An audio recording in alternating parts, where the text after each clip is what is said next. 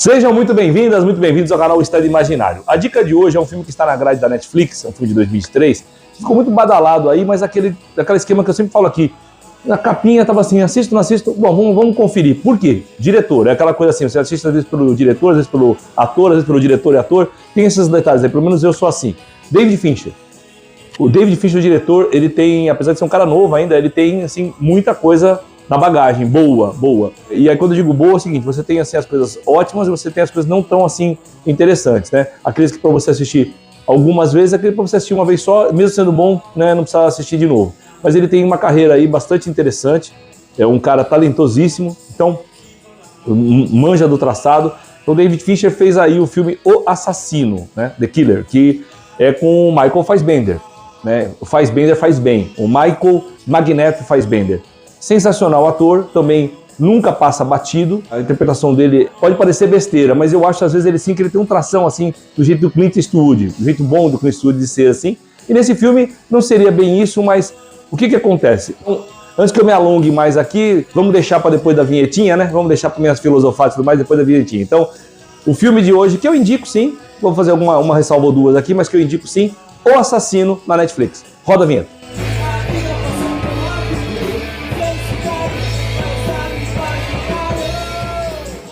Minhas queridas, meus queridos, esse filme é um thriller com crime policial ali ou não, enfim, ação, tem sim uma questão de ação ali, lembra um pouquinho a luta boa lá que o Justiceiro tem, no filme do Justiceiro lá com o John Travolta, que só a parte da luta, de uma luta ali é legal, o resto é complicado, mas não chega a ser isso, tá, gente? Não é que é ruim, só a luta é bom, mas enfim, a luta fica meio esquisita ali no meio do caminho do filme, tá? Mas assim, o que eu queria, já vou logo de cara antes de começar, que aqui vai ter mais filosofada que outra coisa, tá, gente? Mais opinião própria que outra coisa. Mais opinião minha solta do que outra coisa, tá, pessoal? Mas vamos lá. Nesse filme, eu não poderia deixar de destacar uma questão logo de cara. 75% do pessoal lá que vai no Google fazer uma pesquisa gostaram do filme. Eu também tô nesse 75% que gostei do filme, tá? Mas você não pode falar desse filme sem falar da dublagem. Por quê? Você tem duas dublagens ali muito tradicionais. Lógico que não é sempre, mas são muito tradicionais. São os bonecos ali, né, que ficam ali, esse ator vai ser esse dublador e aquela coisa toda.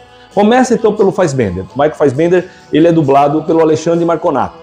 E o Alexandre Marconato já fez as coisas marcantes assim que o Fassbender fez no cinema, somente nos últimos tempos, nos últimos anos. Então você fica com aquilo muito ali na memória afetiva boa, porque a dublagem brasileira, como eu sempre falo aqui, é a melhor do mundo, sem dúvida nenhuma. Então o Marconato tá nessa classificação aí, tá nesse Olimpo aí, é muito bom ouvi-lo, né? É muito bom. Então, nesse filme, o que acontece aí, eu vou misturar aqui a menção à dublagem com a minha filosofada já. No começo, ele parece um filme assim, um filme que vai querer trazer alguma coisa completamente diferenciada, um filme de diretor, né? Um filme com uma identidade diferente, fugindo das mesmices e tal, e aí é que eu começo a falar. E ele tem isso assim, nos primeiros 20 minutos do filme, você tem muito isso. Parece que você está vendo ali uma coisa para construir algo que você nunca viu. Mas aí, pessoal, eu comecei a perceber assim, ok, parece aí que vai ser um filme como uma comédia de erros, né? Tem o William Shakespeare lá, a comédia dos erros, né? A comédia de erros, como também é um filme que é muito bom, diga-se passagem, que eu fiquei lembrando, falei, caramba, que bom que eu quero rever mais uma vez. Um Peixe Chamado Wanda. Um Peixe Chamado Wanda, que tem o pessoal lá do Monty Python, inclusive um dos integrantes do Monty Python no Peixe Chamado Wanda, o Michael Palin, ele rouba a cena ali, se eu fosse fazer um vídeo, com certeza. Tem a Jamie Lee Curtis, tal, é um astro de estrelas, é uma constelação ali. Mas o Michael Palin, ele faz uma coisa muito legal, que é aquela situação, o filme está contando uma questão, que vai se desenrolando, tem um tema ali, não é solto, não é por ser comédia, mas você vai achando graça de tantas coisas erradas que vão acontecendo com seus personagens ali dentro da função que ele tem que fazer. É um assassino, ele tem que cumprir uma coisa, ele é um assassino teoricamente que deu certo durante muito tempo, e naquele específico momento que está acontecendo aquele filme, dá tudo errado para ele e acaba se transformando um cara sisudo num cara numa comédia.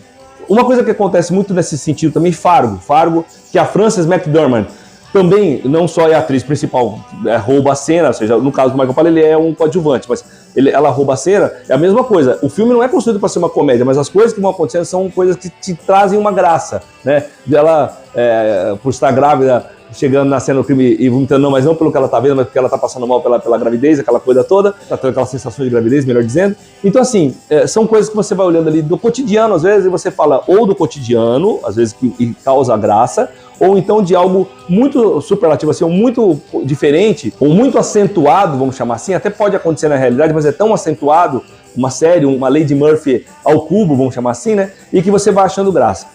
Você consegue perceber que o assassino tem essa linha de falar assim, ó, então o cara tá ali, é um cara super inteligente, mas ele mesmo diz que ele não é o mais inteligente, que ele não é o maior QI, ele vai narrando isso, por isso que eu falo que é importante a dublagem, no caso, para quem está assistindo dublado em português. Ele vai narrando isso, você vai vendo uma cena, ela vai se construindo muito bem construída, por sinal, cinemão de primeira qualidade em relação ao David Fincher, né? Ou que seja, quando ele fez alguma coisa mais para televisão e tal, mas ali aquele enquadramento, aquela coisa legal, aquilo que vai fluindo ali, o que está acontecendo na tela com uma narração, não é uma conversa, não é um diálogo. Então, é um monólogo, onde você vai vendo uma cena acontecendo, você vai sentindo uma sequência ali. Como Janela Indiscreta, por exemplo, também, para citar. Estou citando muita coisa hoje em dia, né, pessoal? Já estou fazendo muita citação, né, pessoal? Já estou filosofando e citando muito. Mas vamos lá, para não perder a linha de raciocínio. Então, nos primeiros 20 minutos tem uma construção ali que eu achei muito interessante. Para dizer assim, já vale o filme? Não, porque não é bem por aí, mas assim, ok, me segurou. A partir daí é que eu acho que a coisa não anda como deveria. Não anda, na minha opinião, na minha humilde opinião. Não anda. Porque o filme que era para ser um A clássico, o cult, ele cai numa mesmice. Para mim, ele se perde um pouco na proposta. Para mim, a proposta inicial era mostrar ali toda uma questão de um personagem que faz um assassino, que não cometia erros, e a partir de um erro, ele comete vários e sai ali um pouco da sua estrutura. Mas falando sem perceber, ao falar sem perceber que ele está saindo da sua própria estrutura. Então você vê algo na tela, isso é interessante, você vê algo na tela que não tem a ver com a narração dele, é como se fosse assim, a pessoa falando assim, ela tem um discurso, mas a atitude é outra, sabe assim? Legal, essa parte é legal, beleza, tá entendido. Mas eu acho que o filme, ficar só nisso, para mim, é importante, é interessante, mas ficar só nisso para mim ficou menor. Podia ter isso e muito mais coisa. O filme realmente fica aquele clássico, de, pô, peguei esse detalhe aqui na segunda vez que assisti, terceira vez, mas não. Num dado momento, pessoal, juro, confesso que eu nem percebi. Aí eu não sei porquê também. Aí coloca o nome lá, atriz brasileira vai participar de um filme do David Fincher, né? E aí a atriz brasileira é a Sophie Charlotte, que eu gosto muito. Não faz tempo que eu não vejo televisão convencional, pessoal, e por consequência eu não estou vendo novela. Mas Sophie Charlotte sempre foi ótima, eu sempre gostei, não há problema. Não vou dizer assim, de uma coisa que eu não gostei da interpretação dela, mas tá, eu nem percebi que ela passou lá, tá? Vocês também não vão perceber muito. Vocês vão perceber que, se vocês forem na minha indicação, eu falei aqui. Até como curiosidade, mas tá lá, não posso nem falar que é uma ponta, é uma figuração mesmo, e enfim, a história vai se desenrolando, só foi só uma curiosidade, tá, pessoal?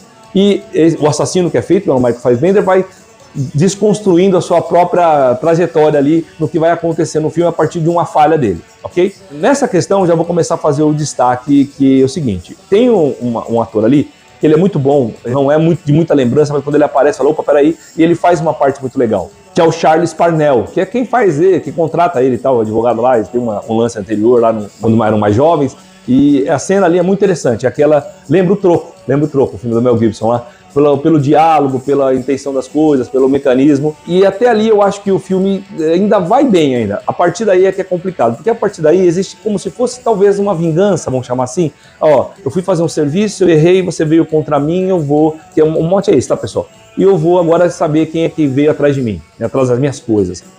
E aí é que eu acho que o filme passa a ser um filme simples, que nem o Justiceiro, um filme mais simples, e aí vai atrás das pessoas. Uma dessas pessoas que ele vai atrás é a Expert.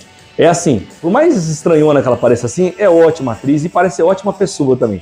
E eu vou falar, dos últimos tempos que eu vejo dela, me agrada demais. A Tilda Swinton, que inclusive, gente, se tem uma coisa que eu gosto muito na Marvel, é do primeiro filme do Doutor Estranho, e no primeiro filme do Doutor Estranho, você tem ali um mago que na história de quadrinhos é um homem, né? E ali a Tilda faz com um carinho, uma coisa tão diferenciada, tão uma coisa assim que é uma ótima adaptação, melhora realmente. E ela tem assim, pra mim, a conversa dela lá com o Doutor Estranho lá no hospital é uma das coisas assim mais brilhantes. Toda vez que eu vejo, eu me emociono aquela cena. Então, o filme do Doutor Estranho é muito bom, muito grandioso, e ela traz essa grandiosidade. E ela faz ali uma assassina e faz uma parte pequenininha, gente, mas não precisa fazer muito mais dessa parte pequenininha. O diálogo é bom, o jeito que ela conduz é bom, e aí o diálogo é bom, a voz. Quem é que faz a voz dessa atriz na maioria das vezes na dublagem brasileira?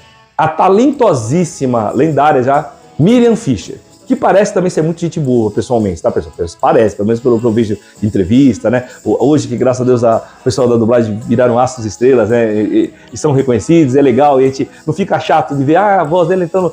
eu não gosto muito de ver making-off. Making-off eu não gosto. Como é que foi construída aquela cena, mesmo que não tenha efeito especial. Se tem, então, aí que eu não gosto mesmo. Mas na dublagem eu acho bem legal. Acho bem legal. Eu gosto, foi ela que fez, a carinha dela, essa aqui. Então a Miriam Fisher faz a voz dela. E é marcante, né, pessoal? Aí é marcante. Aí vem a memória afetiva de novo e funciona. Então, essa parte é legal. Aí a parte de uma luta que acontece lá, tem um cidadão, eu não conheço, ele não lembro de outro filme, aí já a participação muito maior em vários sentidos do que a Sophie Charlotte, que é do Salah Baker, que faz o Bruto. Quem que fez uma coisa ali contra mim? Foi essa e essa aqui. Tá bom, eu vou lá atrás deles. O caso dele é aquela coisa física, que é muito bem feito, muito bem bolado, traz ali a ação para dentro do filme. Aí era um filme thriller, crime, e aí vira um Jack Reacher, ao contrário, porque ele não tá esperando que o cara tenha uma reação ali. Parece até que o Bruto é o Jack Reacher. Do mal, Jack Reacher do mal. Isso é, agora eu pensei, falei isso sem querer aqui, não tava no meu scriptzinho mental não, saiu aqui. Então é o Jack Reacher do mal, ele faz ali uma luta, interessante aquela luta, eu gosto bastante de lutas bem coreografadas, ou que tenham pelo menos uma pancadaria legal, eu gosto. Tem gente que não vai gostar.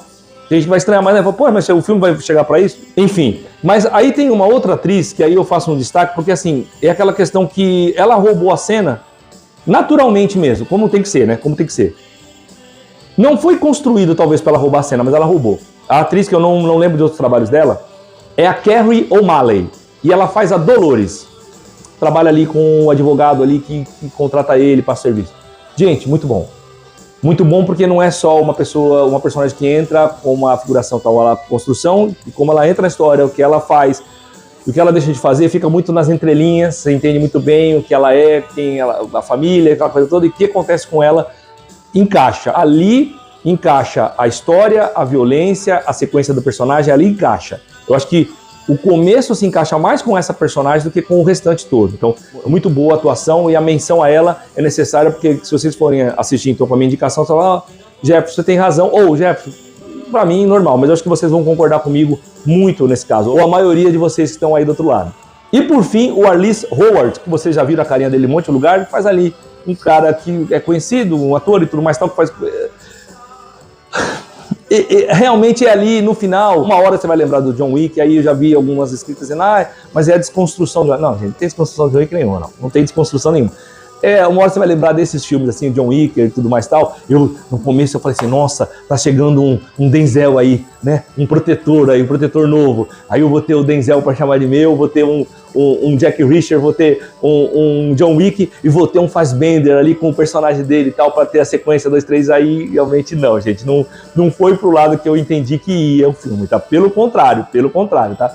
Então, é uma ressalvona maior que eu faço. Eu pensei nos minutos iniciais que eu tava vendo um Denzel novo ali. Falei, nossa, é um protetor, né? Que é ótimo, diga-se passagem. Um protetor, 1, 2 e 3 é bom. É assim, o 2, o 3 conclui, mas o protetor 1 gente, filmaço em todos os sentidos. Pensei que ia ter um protetor na minha mão. Não foi isso. Então, acho que o David Fincher tem as suas qualidades ali, tem a sua marca ali, tem seu registro, acho legal, filme de diretor, que tem o comando da história, dos atores e tal, e aí que recai nele exatamente o fato que, pra mim, não funcionou 100%, funcionou 82 e pouquinho, e a nota dele no Google 70, né, então tá batendo. Certo? Então, pessoal, acho que filosofei pra caramba nesse vídeo, hein? Dito isso, vou terminando e vou ficando por aqui, agradecendo a sua paciência, a sua audiência, o prestígio aos vídeos do canal, e com mais acerto do que erro, né? Não pensando e tendo um discurso e fazendo algo depois na prática diferente, fazendo o discurso e a prática igual. Valeu, pessoal. Valeu.